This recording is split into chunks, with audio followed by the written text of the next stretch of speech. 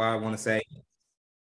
Oh no, it's definitely my pleasure. It's definitely my pleasure. Thank you. Oh, okay, perfect. So before I start, when they do, I always want to make sure I pronounce everybody's name right. I do this thing, Devale Ellis, right? Yes, sir. Okay, perfect. Devale, Zac just can't get it right. Zac just can't get a break.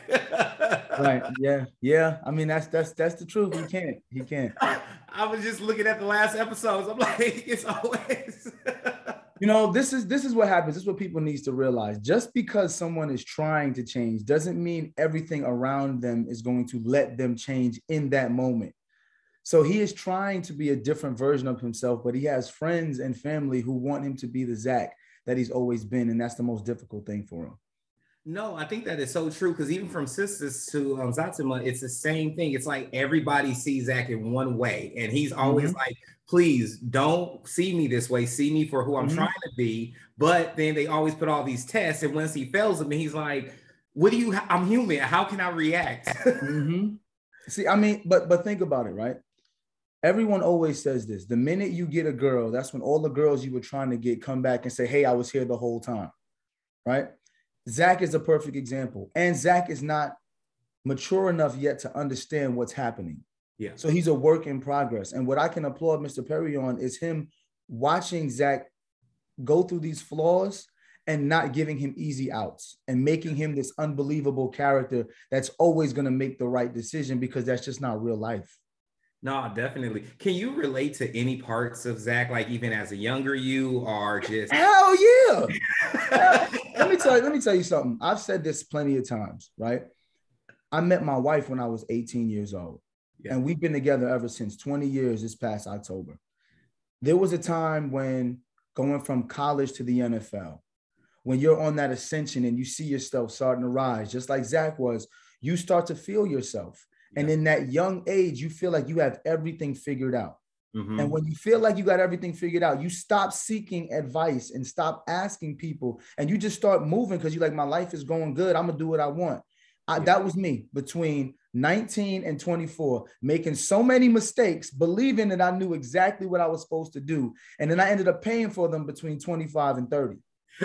So when you read the lines for Zac, you kind of could already know where this brother was going. You didn't have to. Bro, I mean, any man that instantly comes into money and now has access to everything that he thought he wanted in life can relate to Zac. Definitely. Coming from Zac on Sisters to Zatima, how does that feel for you? Like, do you feel a little bit more pressure? Do you feel like you want to make sure it breaks out more? I mean, you already are. Can I be honest? Yeah. 20 years ago, October 3rd, 2002. That's when I first went on my first date with my wife. She was like, "What you want to do with your life?" I sat down on my dorm room bed and Martin was on TV. And I said, "I want to do that." Wow. She's like, "What?" I said, "I want to have my own TV show. I want to have my own sitcom, and I want to make people laugh, and I want to make people cry, and I want to tell stories." So when I got the opportunity to be the lead of Zatima, it was like 20 years of me manifesting this moment. So I walked in it. I'm ready for it. I'm excited about it. Of course, there's added pressure because you want people to receive your art. Yeah. But I'm just excited for the opportunity. I'm thankful to God. I'm thankful for Mr. Perry. I'm thankful to Crystal Renee Hazlett for being such a dope co-star. It's like, it's the greatest feeling in the world. Nice. I love to hear that, especially 20 years later. I feel like that should be a book. I feel like you should write a book 20 years later of manifesting, because, in this day and age of social media, we see so much. You have other artists and people that see you, your wife, they see all these things, but they don't realize where you came from, even when you try to show them, even when you try to tell them. Michael, let me explain something to you. I heard this when I was young. It takes 10 years to become an overnight celebrity. Wow. So every day when I wake up and I'm not exactly where I want to be, because I'm going to be honest, I want to be the biggest movie star. Yeah. I want to be the biggest TV star. I want to have my own products. I want to own my own companies, own my own properties. Like, I want to be that iconic, and it's not going to happen tomorrow. Yeah. So I always remember that saying, it takes 10 years to become an overnight celebrity. I've already put 2 doses of 10 in, and this is where I'm at. I'm prepared for another 10 to get to the next level, and another 10 after that. Because some of the greats I watched growing up, for example, Will Smith, just received his first Oscar. I've been watching Will Smith since the 90s. Yeah. That's 30 plus years he's put into this craft. You look at Viola Davis. Taraji P. Henson. These are so many greats who are now receiving their flowers, who've been working from the 90s. So I'm just excited and I'm patient. Nice. And I feel like your football background really helps because how you talk about everything, it's like a strategy, it's a mental game, but it's like, you know, you have to get in the zone. Because you have to have your own blinders. You're not looking at what anybody else is doing. You're looking at what you're doing. Because sports is the ultimate test of one's will, right? It's a performance-based business. It's not a subjective business, right? Art is a subjective business. Do you like the show or do you not? I don't know. Did Devale perform well or not perform well on the field? He had 2 touchdowns or he had 4 drops. It's like it's either one or the other. So sports puts you in a mindset where you only focus on what you can control, because all the outside noise is not going to help you be the best version of yourself. I take that same mantra into my art and say I'm only going to focus on what I control and let the chips fall where they may. Nice. I love that. How do you get ready for a character? How do you get ready for your podcast? How do you just get ready? Because you're so busy. You are a father, you are a husband, and you're proactive in both lives of everybody. Absolutely. You know what I mean? Absolutely. So I give you that because you are one person who, you know, outside of talking about the show, just someone who shows a Black father and a Black husband in a light of transparency, vulnerability, and accountability, responsibility. So kudos to you on that. Oh, thank you. Thank you so much. And I have to say this, I found a great partner. From the time I was 18 until now, I've been with the same young lady, my beautiful wife, Kadeen. And from the time I told her that I wanted to do that, which was Martin, her words to me were, so how are we going to get it? Right. And she said it jokingly. And, you know, we just wrote a book called We Over Me. It's going to be released February 7th. Pre-orders available now. But she said that in that moment, she was kind of flirting and joking, but she was also serious. She could hear my passion for wanting to be great. And she said she just wanted to be a part of it. When you choose the right partner to live life with, they find ways to be of service. I can't sit up here and act like I just got it all figured out. There's so many days I wake up and I'm like, oh my gosh, I got interviews to do like today, but I also got football practice. I also have to do this. I also have to cook to make sure. I told the kids we're going to have burgers today. You know what my wife does? Relax. What's the most important thing in this moment? Well, I start filming on November 7th. Okay, well, then you need to take your ass downstairs and read them scripts. I'm going to take this kid to practice. I'm going to make sure they get burgers and they'll be fine. My wife helps me compartmentalize. Yeah. But she'll also tell me, you told Jackson you were going to take him to football practice and that script can wait. Yeah. You know what I'm saying? She's good at reminding me what's important in the moment and keeping me on task. So I got to give kudos to her and my entire village and my family. Her parents, my parents, her brother and sister, my brother and sister, they all come and help. They rally behind us. If I can't be home for something, you best believe the whole village is at the event so that my kids don't feel like daddy just not here. Right. So shout out to my village for helping me chase my dream.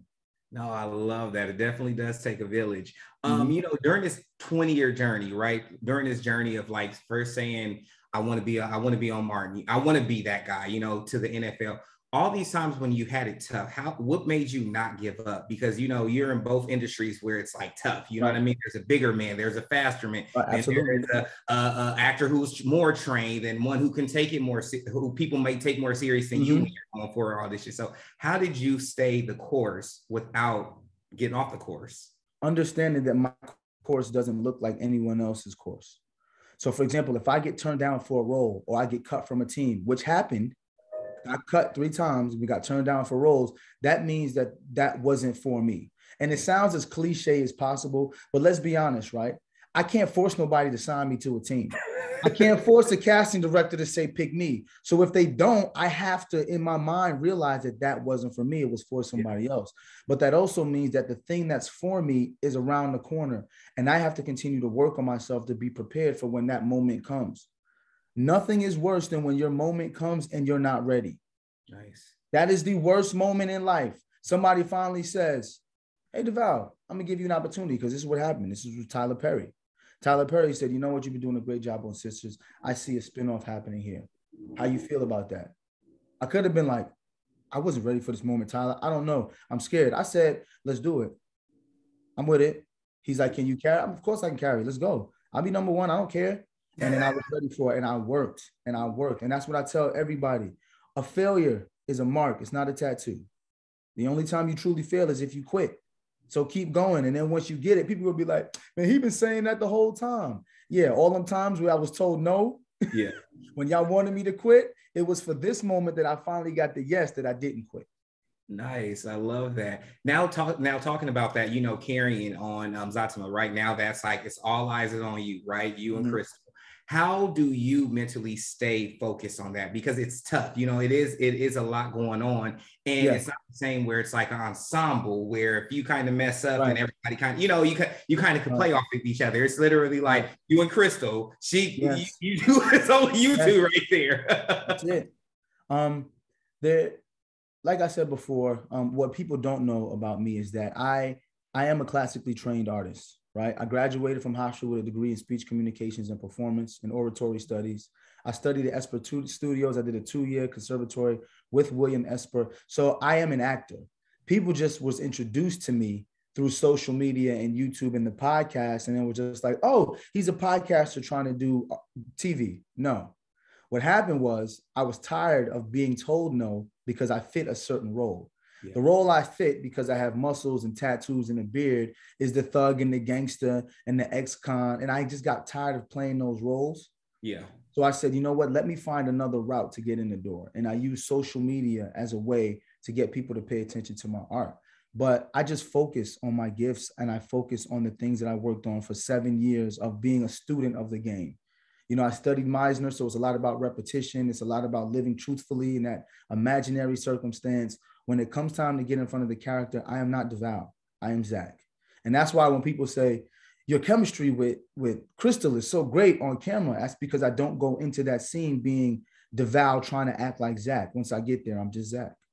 Nice. I love that. I have 4 minutes left with you. And I would love to ask you this. I would love to understand, what advice would you give people nowadays? Because you came from an age where, you know, you use social media as a tool, right? You use it in a way where you have to grow it. Now it's like people see the power of social media. So it's like more intense. They're focused on numbers and just, you know, this, but you were classically trained. So it's like, once you got the following, you could apply those skills. Absolutely. Now people are trying to get the following and then maybe not have the skills just right there. Absolutely. Well, there are two different skill sets, right? For example, if you remember in the 90s, there were a lot of artists, recording artists like Will Smith, LL Cool J, Queen Latifah, who were rappers who got their own show. Eve got her own show.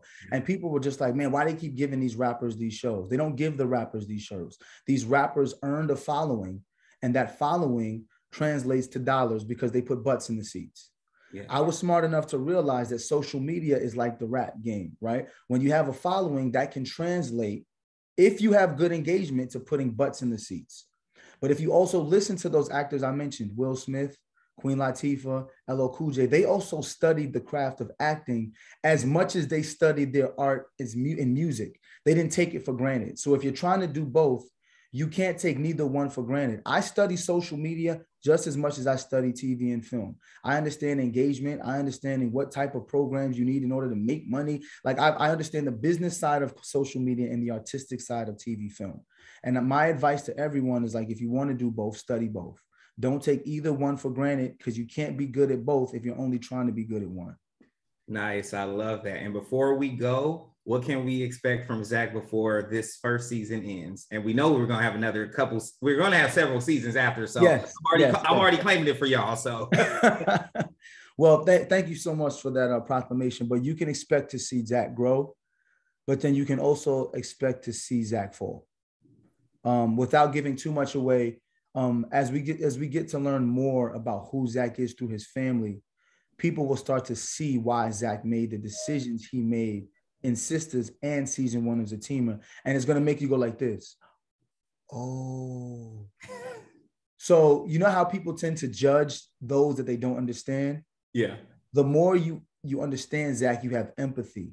But then you're afraid because you're like, that's a wild card because now I don't know how he's going to respond to the next thing. And it's a great duality playing this character because he's a lovable, funny character, but he also has a dark side. You'll learn more about that in season 2. Nice. Well, thank you so much. I really enjoyed this interview. I hope you enjoyed yourself too. I did. I had a good time, and I appreciate you, Michael. No, thank you. Have a great day. Have a great weekend coming up and a wonderful season of Zatima. Thank you. I appreciate it. And it's Zatima.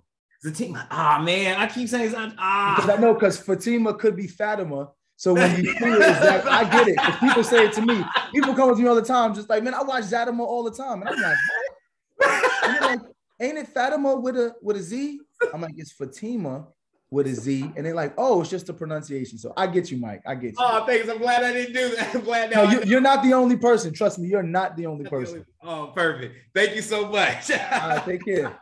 Have a good one. Bye.